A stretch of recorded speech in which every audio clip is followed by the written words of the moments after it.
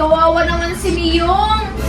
Oo nga, bigla-bigla na lang siya namamatay. Ang pangit-pangit pala niya, no?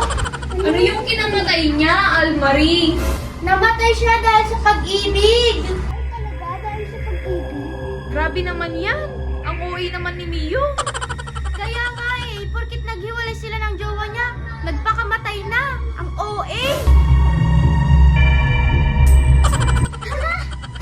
Bakit, Lexi? Bakit ka nagulat? Anong meron? Kaya nga, nakakagulat ka naman. Hindi ba nakita yun? Ay, anong nakita mo? Ano yung nakita mo, Alexi? Si Mio sa atin. Totoo ba? Ano ka ba, Alexi? Patay na si Miyong. Hindi na yung nagmumulat ng mata. Kaya nga, tignan mo. Pikit na pikit yung mata niya. Siguro, guni-guni ko lang yun. Oo. Guni-guni mo lang yun. Hala! Ay, bakit, Lorraine? Bigla-bigla ka din nagugulat, Lorraine. Nakita ko si Miyong. Nakita ko siya. Oo, ayan din siya, oh. Nakikita din namin. Ang ibig kong sabihin, kumaway si Miyong sa atin. Hindi niyo ba nakita? Kumaway si Miyong? Imposible yun, Lorraine. Patay na si Miyong. Baka guni-guni mo lang din yun, Lorraine. Kaya nga, baka guni-guni mo lang din yung kagaya ko. Ay, oo nga. Siguro nga, guni-guni ko lang yun. Nakakatakot tuloy.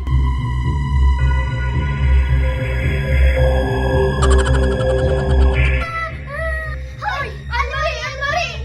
Hindi niyo ba nakita? Ang alin? Nakita ko din si Miyong. Kami din. Hindi, ang ibig kong sabihin, bumangon siya at kumaway sa atin. Ay, OA ka din, Almarie, no? Gaya-gaya ka sa amin. Kaya nga, guni-guni mo lang din yun, Almarie, tumigil ka. Siguro nga.